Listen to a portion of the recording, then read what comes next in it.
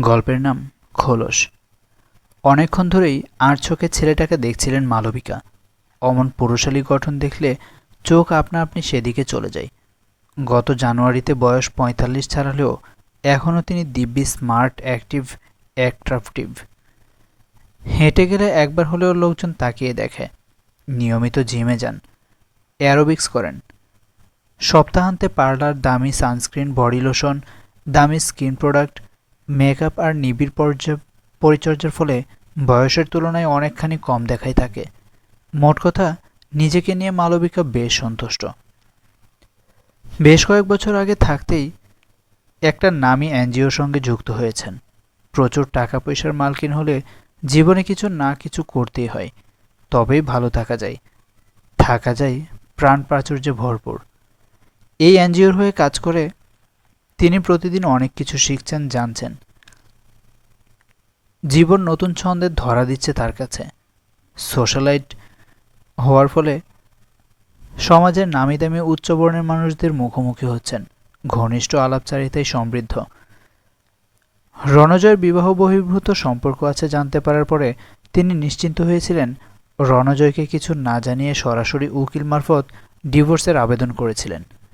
ততদিনে ক্লান্ত হয়ে পড়েছিলেন, কিন্তু রণজয় কিছুতেই তাকে যেতে দেবে না এমন নাছোড়বান্দার ভঙ্গিতে আঁকড়ে ধরে রেখেছিল। কিন্তু মালবিকা পালাতে চাইলে আঁকড়ে রাখে স্বাধিকার। এই ঘটনায় সুবিধাই পেলেন তিনি। মিউচুয়াল ডিভোর্স পেলেন, সঙ্গে মোটা অঙ্কের অর্থ উপরি পাওনার নিজের মতো থাকার স্বাধীনতা। যদিও এই মুহূর্তে তার নজর ঘুরে ফিরে যাচ্ছে সুদর্শন ছেলেটির দিকে। বয়স তার থেকে অনেকটাই কম হবে। বডি হাগিং ব্ল্যাক টি শার্টে বাইসেপ দৃশ্যমান। সুগঠিত দেহে ভুঁড়ির লেশমাত্র নেই। নাকমুখও বেশ চোখা চোখা। তিনিও পাল্টা দেখছেন। দেখে ছেলেটাকে বুঝি একটু সাহস পেল। এগিয়ে এসে সামনের দিকে ঝুঁকে সামান্য হাসল। একা দেখছি, একটু বসতে পারি? না করার প্রশ্নই নেই। বেশ কয়েকদিন হলো পুরুষ সঙ্গ করেননি মালবিকা। করার সময় পাননি।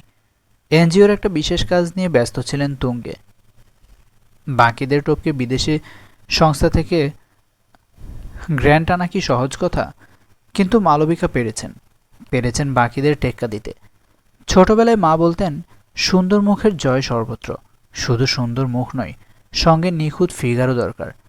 নিজেকে দিয়েই তো দেখছেন। এলিট সোসাইটিতে তিনি এখন রীতিমতো পরিচিত মানুষ। এনজিওতে সম্মান বেড়েছে অনেকটা। কানাঘুষো শুনেছেন, বড় বড় পদ পেতে চলেছেন। কিন্তু তাতে কি?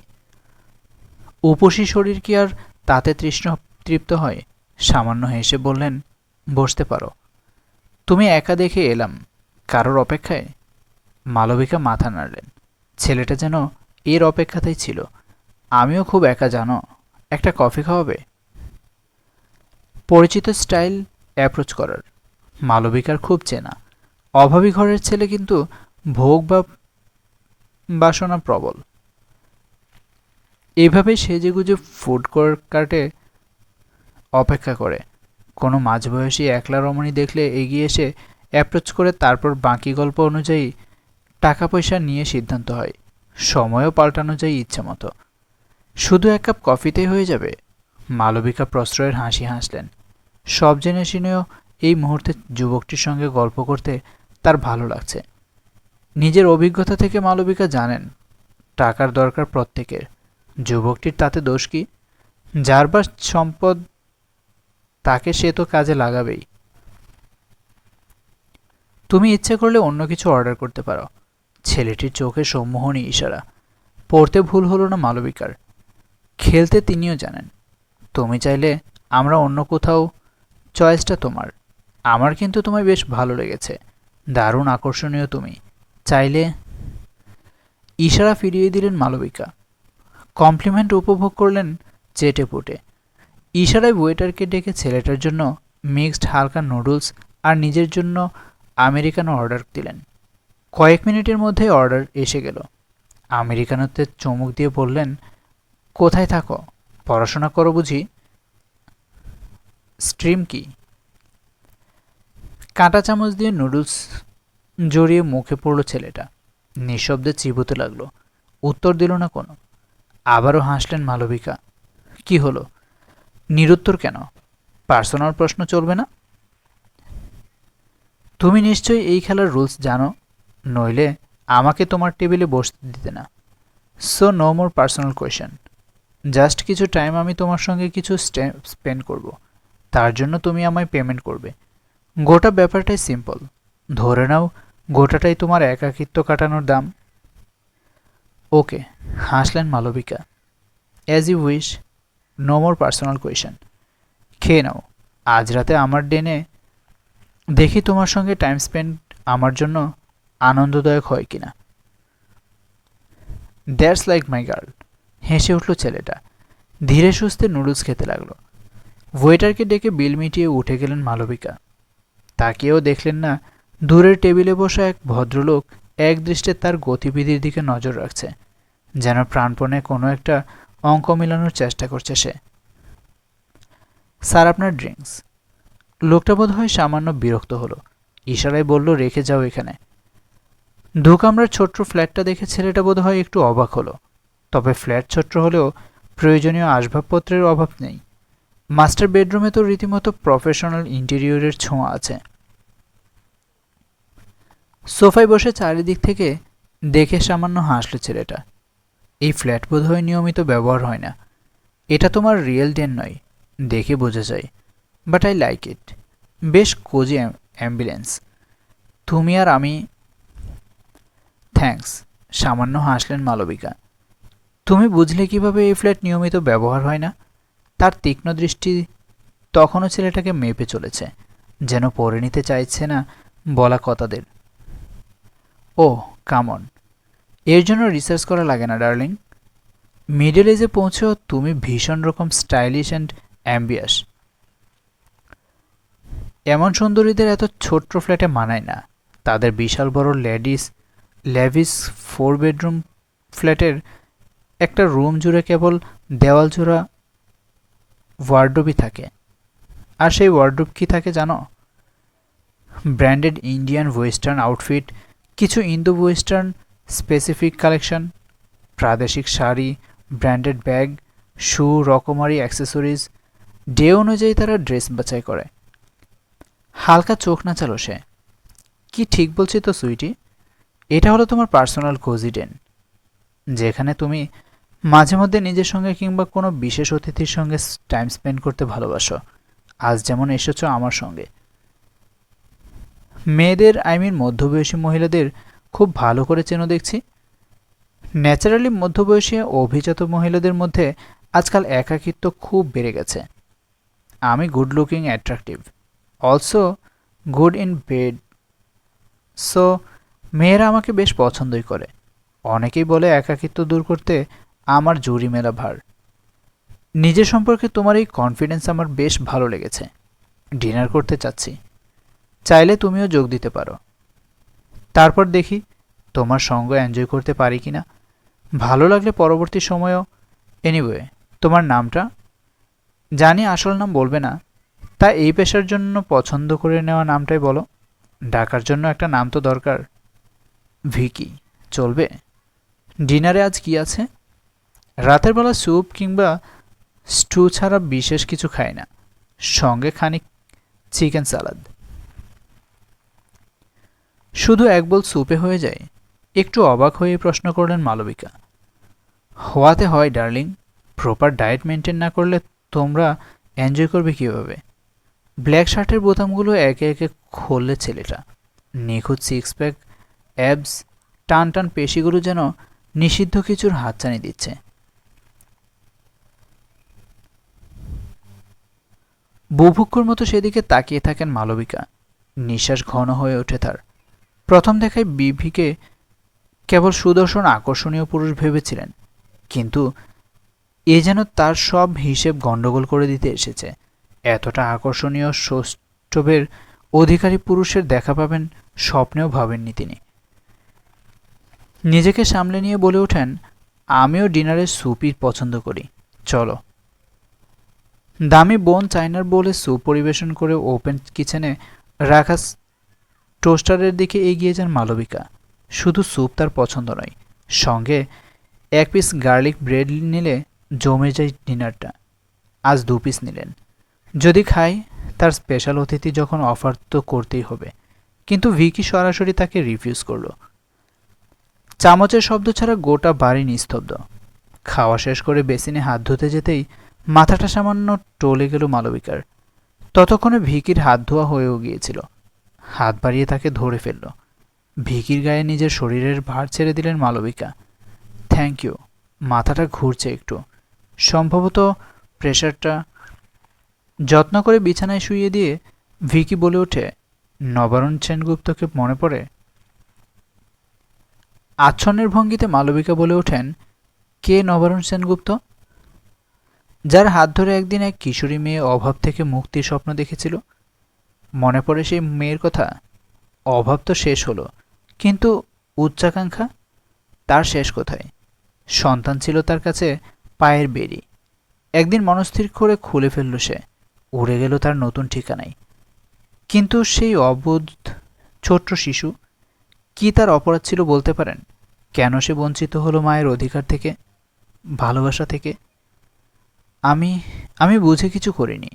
আমার বাঁচার তাগিদ ছিল উপরে ওঠার। জীবনে এগিয়ে যাওয়ার জন্য অনেক কিছু ছাড়তে হয়, তুমি বুঝবে না। ধীরে ধীরে যেন চিন্তাভাবনার ক্ষমতা ফিরে পাচ্ছেন মালবিকা। এখন ভিকি তার চোখে আর আকর্ষণীয় সৌষ্ঠবের অধিকারী পুরুষ নয়, এক জীবন্ত জিজ্ঞাসা, যার কাছ থেকে তিনি প্রাণপণে পালাতে চান। সেই জন্য এমন একজন পুরুষকে আঁকড়ে ধরলে যে বিবাহিত, এক সন্তানের বাপ, সেই সন্তানের সঙ্গেও ছিন্ন করালে বাবার সম্পর্ক। মানসিক যন্ত্রণা সহ্য করতে না পেরে স্ত্রী হলো পাগল, ঠাঁই হলো মেন্টাল অ্যাসাইলেমে। আর বাবার ভালোবাসা বঞ্চিত শিশুটি কোথায় গেল? ঠাঁই পেল অনামী হোস্টেলে। বছরে মাত্র কয়েকটা দিন বাড়ি আসার অনুমতি ছিল তার, কিন্তু আসা হতো কই? কেউ আনতে গেলে তো আসবে। ছুটির দিনগুলো হোস্টেলে কেটে যেত তার। সেখানে কতভাবে অত্যাচারিত হয়েছে, কতদিন না খেয়ে চোখের জলে বুক ভিজিয়েছে, সে খবর রেখেছে কেউ? তুমি কে? এত কথা কিভাবে জানলে? আমি পরিচয় নিশ্চয় দেব, আর দেব বলেই এসেছি তোমার সামনে। কিন্তু তার আগে অপরাধের খাতিয়ান শোনো। এখানেই তো অপরাধের শেষ নয়। আমি জানতে চাই না জানতে। চলে যাও তুমি, এখনই এখান থেকে চলে যাও।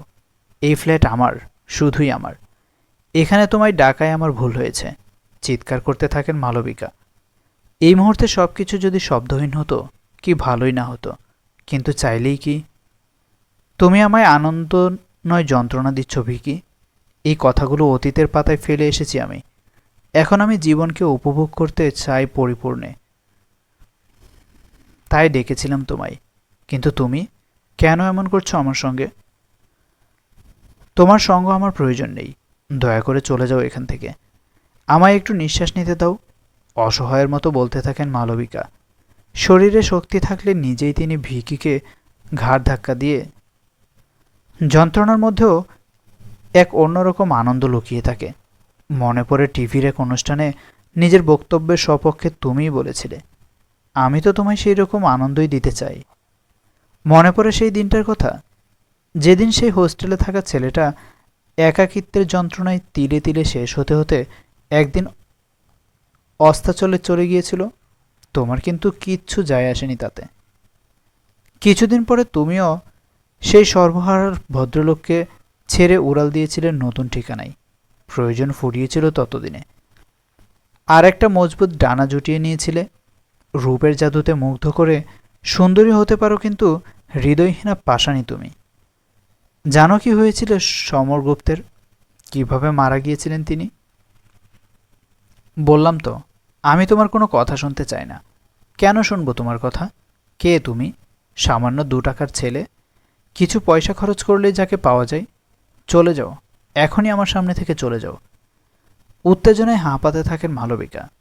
কনুইয়ে ভর দিয়ে উঠে বসার চেষ্টা করেন, কিন্তু হাতে পায়ে কোনো বল পায় না। কি করেছো তুমি আমার সঙ্গে? কি মিশিয়েছিলে সুপে?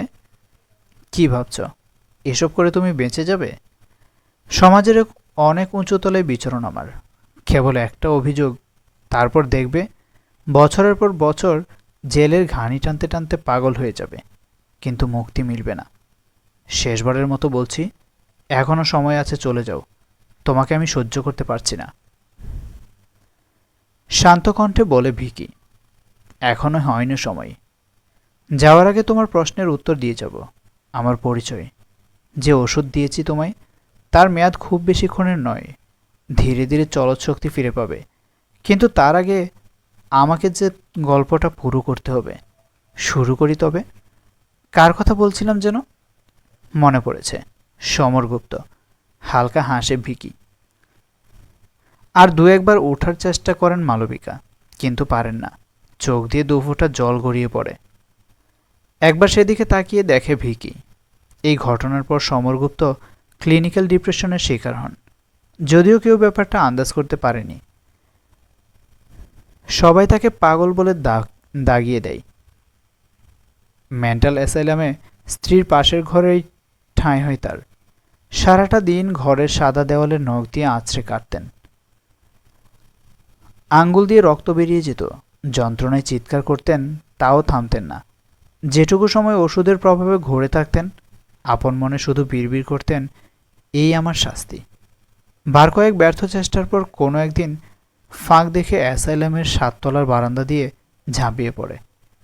তোমার জন্য একটা হাসি খুশি পরিবারের অস্তিত্ব মুছে গেল পৃথিবীর বুক থেকে। তবু একটুও লজ্জা হলো না তোমার? সমরগুপ্ত মারা গেছে জানতেন মালবিকা। উভয় পক্ষের বন্ধুরাই খবরটা দিয়েছিলেন, কিন্তু সে মৃত্যু যে এত ভয়ঙ্কর ছিল তা জানা ছিল না তার। জানার চেষ্টাও করেছিলেন কখনো?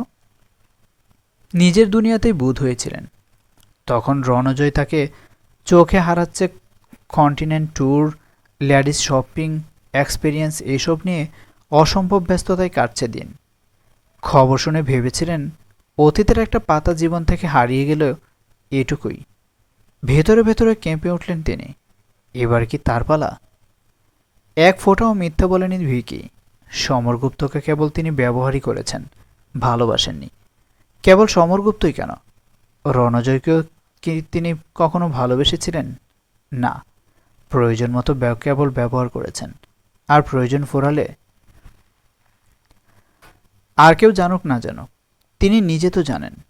যে ছবিগুলো সেদিন কোর্টে পেশ করায় ভয় দেখিয়ে তিনি রণজয়কে কাছ থেকে ডিভোর্স আদায় করেছিলেন, তার সর্বই মিথ্যা। সামাজিককে কেলেঙ্কারির ভয়ে রণজয় তার সব দাবি মেনে নিয়েছিল। মেয়েটা আদতে রণজয়ের দূরসম্পর্কের বোন। তিনি নিজে তা খুব ভালো করে জানতেন। দুজনের মধ্যে কোনো গোপন সম্পর্ক নেই, কেবল ভাগ্য বিপর্যয়ের শিকার মেয়েটির পাশ থেকে সান্ত্বনা দিতে গিয়ে সামান্য ঘনিষ্ঠ হয়েছিল, ওইটুকুই। কিন্তু তা কখনোই শালীনতার সীমা অতিক্রম করেনি। সেটা তিনি, রণজয় আর মেয়েটা জানে। কিন্তু ছবি, তারা যে মুখ থাকে, তাই আসল কথা জানা যায় না। ওখানেই হেরে গিয়েছিল রণজয়।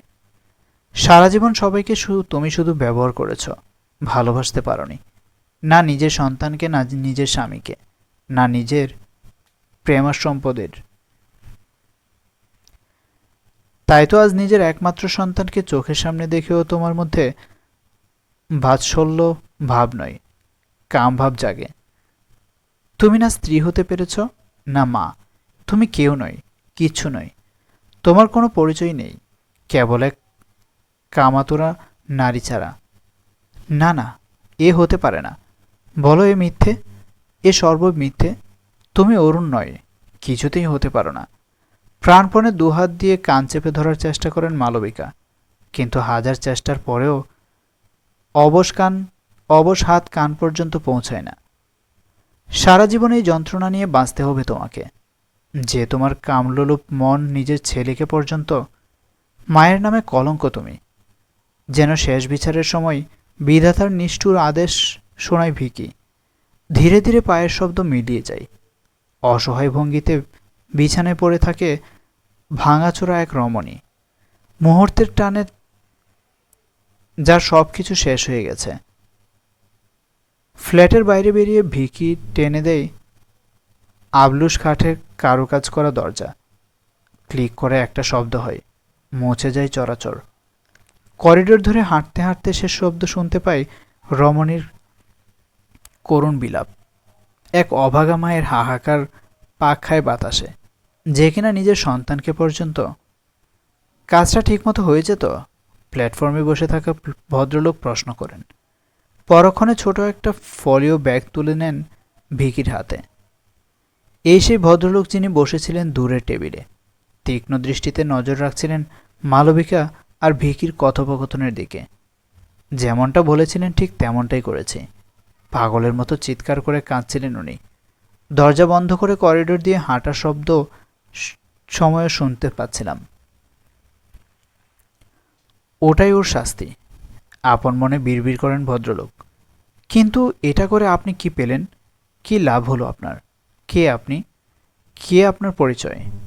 না মানে না চাইলে বলতে নাও পারেন। Deal closed. আসলে একটু কৌতূহল হচ্ছিল।